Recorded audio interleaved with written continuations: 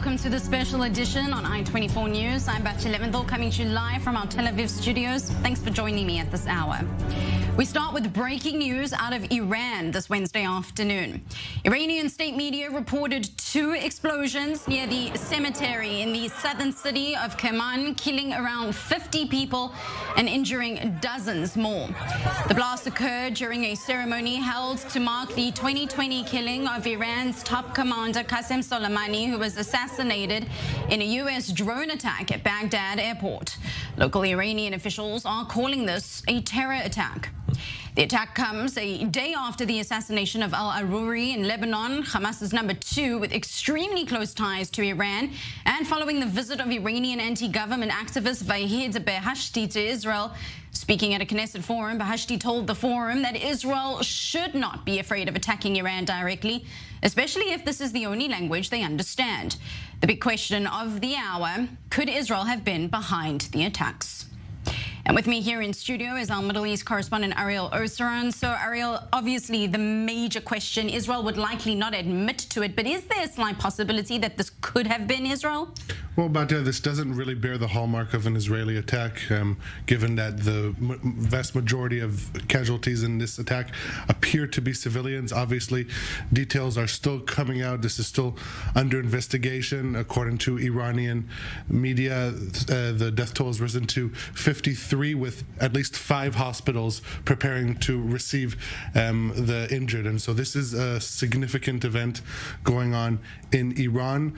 As for the motive, initially the Iranian official said that this was a gas pipe explosion, but given the fact that there was a second detonation even more powerful than the initial one, and other details in the investigation, has led the deputy head of the province of Kerman province in southeast Iran to say that this is a terror attack.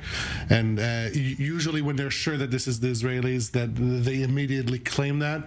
That is not the case so far, so that does leave some room for speculation. Obviously, if it were Israel, Israel wouldn't admit it immediately, if at all. But I think besides who is behind this, I think it is also interesting to determine who was injured, who the casualties were, if indeed these were only civilians. But obviously the fact that this took place on the ceremony to commemorate the death of Qasem Soleimani in the cemetery there, just in the entrance, is indeed a significant blow to Iran, regardless of who it was from.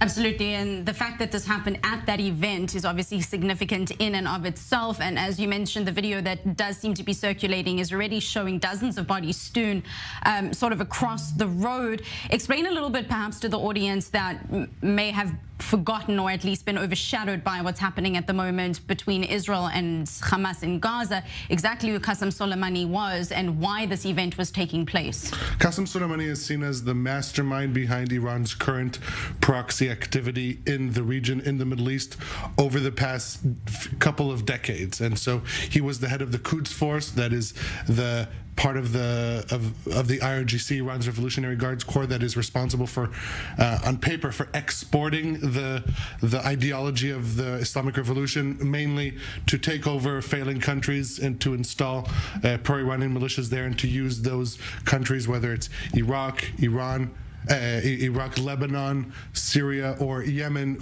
as a platform for their operations in the region. Now, this Soleimani was taken out in a drone strike in Baghdad by the Americans, and if we're trying to tie this to what's going on in Gaza, I think it was last week that the Iranians officially joined the death toll, not only with their militiamen on the border with Israel and Syria, but also Ghazi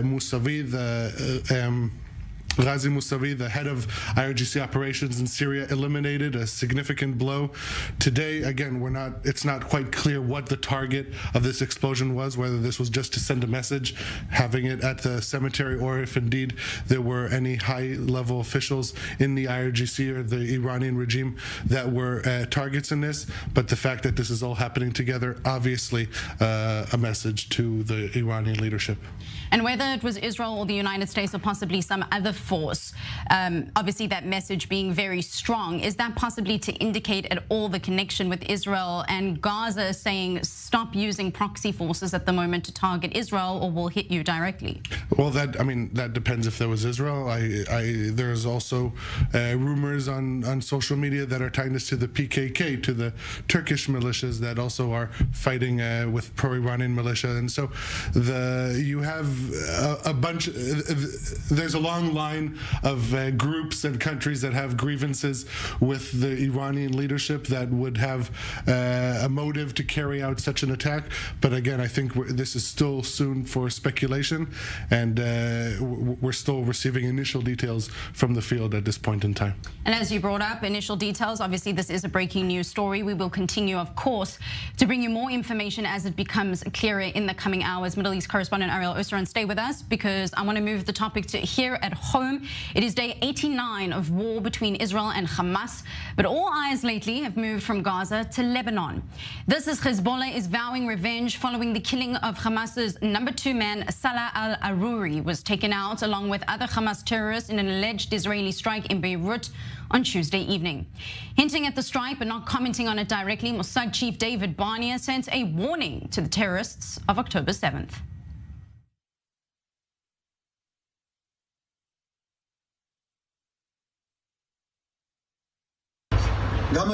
Today we are in the middle of a war, and the Mossad, today as it was 50 years ago, is obliged to come to terms with the murderers who raided the South communities on the 7th of October, with the organizers and with their senders. It will take time, as it did after the Munich massacre, but our hand will reach them wherever they are. Every Arab mother should know that if her son participated, directly or indirectly, in the massacre of October 7th, he signed his own death warrant.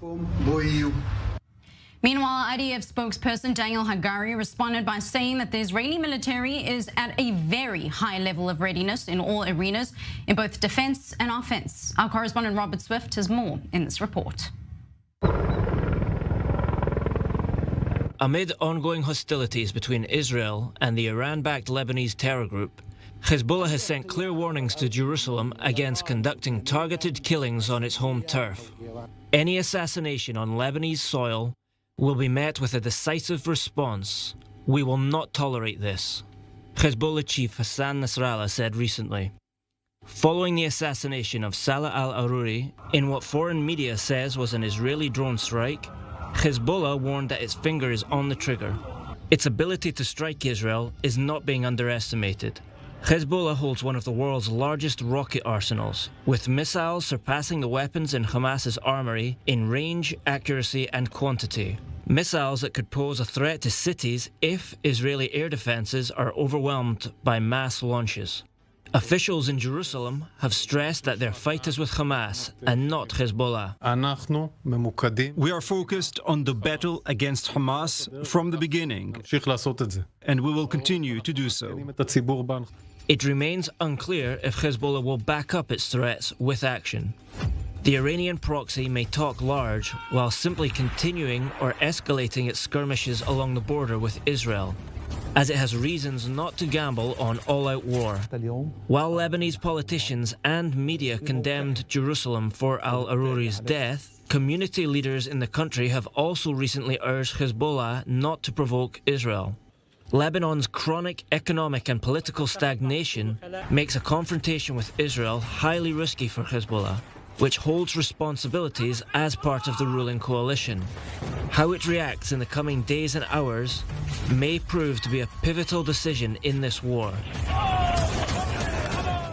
Still with me here in studio, our Middle East correspondent Ariel Osran. Ariel, no doubt this was a big blow to Hamas, saying that there is going to be a sense of some kind of retaliation, possibly even from Hezbollah, but very much making clear that Hezbollah and Lebanon were not the targets. Are they going to see it as such, considering this was done so deep in Hezbollah territory? Nasrallah set to speak later today. Are we bound to hear some calls for revenge? This is the moment that Nasrallah's words and threats are going to be put to the test, because just a few months ago he warned that any attack on any element, not only Lebanese, Palestinian, Iranian, Iraqi on Lebanese soil will prompt a significant response against Israel. Now, that's already happened with at least 140 Hezbollah operatives killed in exchanges of fire with IDF forces since October 7th or October 8th. That's when they joined the fight against Israel.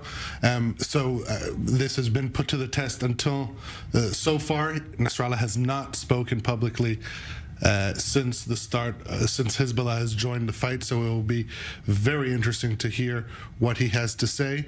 At the end of the day, he's going to be faced with his own threats, his own rhetoric, and he's going to have to make a decision. Now, I will note that since the start of the war, Hamas officials in Lebanon and Beirut have been holding nearly daily press conferences, and their official Telegram accounts sharing the address of the office of Hamas in Beirut and showing the sense of security that they felt leading up to this assassination. I think that is also part of the message by Israel that no one is safe, whether they're Hezbollah or Hamas. But as of now, I think Hezbollah is left at a point to make a decision whether this will be a make or break situation or they'll just simply continue with the dynamic that has been going on so far.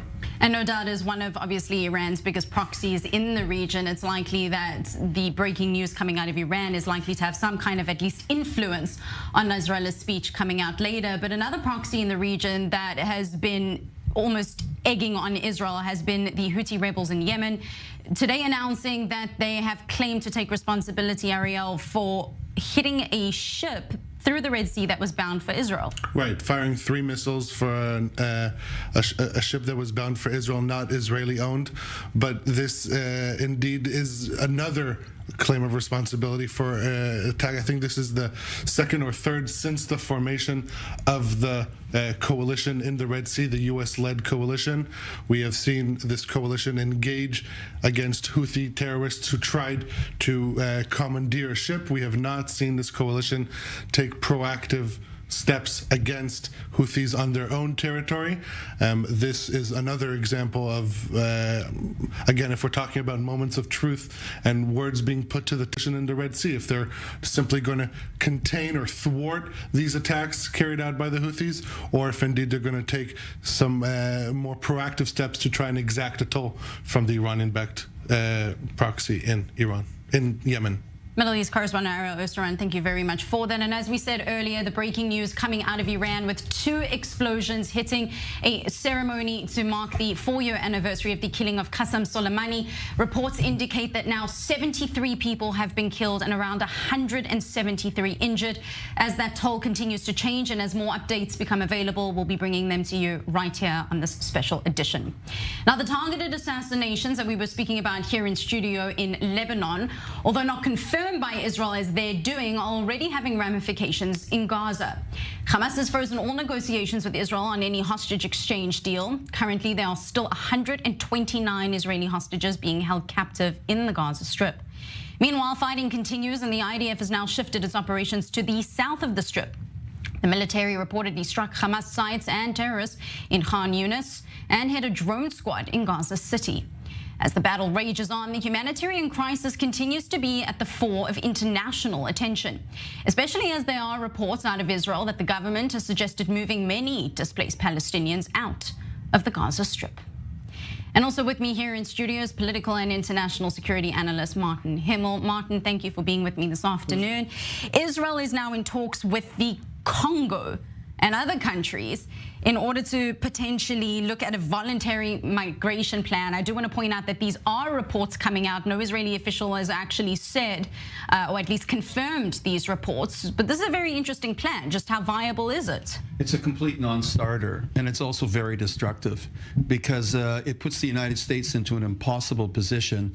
It is never going to support any sort of transfer of refugees from Gaza to Africa or anywhere else. It flies in the face of everything that the Palestinians stand for, and they're not going to push that hard. What it is going to do is it's going to exacerbate and aggravate relations between Israel and the United States, which will make Israel's position all the more difficult when it need to count on the United States. Apart from the usual criticism and condemnation targeted at Israel, of course, there is plenty. This is no doubt adding fuel to the fire. Already reports coming out that Israel is making Palestinians, quote unquote, once again refugees. How is none of the blame, but none, squared on Hamas? They have to take some responsibility, or at least the international community, if not Hamas, needs to take some responsibility that Hamas is in control of the Gaza Strip. Surely they should bear even a semblance of responsibility? Well, they should bear much more than a semblance of responsibility. They should bear a great deal of the responsibility, if not most of the responsibility. They started this war with an unprecedented massacre of Jews that hasn't been seen since the Holocaust. They are using human shields of its own population. Of course, they have a great deal of response. But that's a big difference between pushing the population southward within the Gaza Strip or calling for their expulsion to somewhere in Africa. We're also seeing different nations, even those that did have or once have influence in Africa, like France. The president of the French Republic, Emmanuel Macron, is already coming out and warning Israel against displacing Gazans. France, along with many in the EU, are supposed to be allies of Israel, but the minute this touches more toward the humanitarian crisis, we start to see a bit of a shift in tone, in particular among the Europeans. Well, listen, despite the fact that there is really an unprecedented human crisis in Gaza and that most of the population is displaced, Israel's been able to do what it wants to do fundamentally, and that's because of the United States and also tacit understanding from Europe and from the Gulf states, etc., because they all want Hamas out. And that will work as long as that humanitarian crisis stays in Gaza. The second is trying to be exported, Israel's going to lose a lot of friends. In the last 24 hours, one of Israel's biggest friends, obviously the United States, a massive supporter and ally of the Jewish state, came out and slammed by name Itamar Ben-Gvir and Bezalel Smotrich, two of Israel's far-right cabinet members, saying that they need to be very careful with their words on how they come across in terms of indicating what happens the day after the war in Gaza, what happens to the Palestinians. This is also a break with the usual rhetoric, or at least policy, of the United States. Normally, they don't call them out by name, and it's specifically said in the report that Biden has called on Netanyahu to rein them in. Just how dangerous are these far-right ministers at the moment when we are currently in the midst of a war? They're very dangerous. Let's consider the fact they're basically acting like children in a playground, causing trouble and snickering at the world. But that world is a key asset for Israel. It's facing problems in the International Court of Justice. It has to maintain its friendship in Europe. It has to maintain its ties to the United States. I think Israel should consider itself very lucky that the U.S. is pointing out Ben-Gvir and Smotrich. If it was pointing out the Israeli government, because they are, after all, ministers, it would be a much more difficult situation. So I think they're actually doing Israel a favor in pointing them out. It's a hard line to walk at the moment when the majority of Israelis say that politics can take a seat on the back burner, at least while the war is going on. So the military aspect is obviously of higher importance. But politics in a country that is so political is always prevalent. How is this day after going down at the moment? At least we've spoken about more of the far-right members, but again, we've now got an emergency war cabinet formed, of which there are members of the opposition sitting in. Is it likely that the politics of the past few months will also take a back seat and the politics of the future will come forward in the sense of trying to put out what's best for Israel? I think it's going to be a combination of post-October 7th views and pre-October 6th politics. They're both going to struggle. The pre-October 6th politics is going to push very hard in Netanyahu not to make any fundamental changes in the Gaza Strip, basically renew the complete occupation of the Gaza Strip by Israel, keeping the world out. The post-viewpoint of October 7th is going to say, we need the world here, we need the help of the United States, of the Gulf states, of Egypt, in order to contain the Gaza problem and to bring in an alternative leadership. After all, Israel wants an alternative leadership to Hamas. It can't just provide a vacuum, because if it provides a vacuum, Hamas is still the leader. Which is a very scary reality, no doubt. Martin Himmel, political and international security analyst, thank you for joining me this afternoon. And from the northern and southern fronts to the eastern flank now, Israeli forces from the Shin Bet, Border Police and the IDF launched a joint and widespread operation in the Nur Shams refugee camp in the West Bank this Wednesday. The IDF said 18 Palestinian terrorists around had been detained, with 6 more arrested since the operation launched earlier in the morning.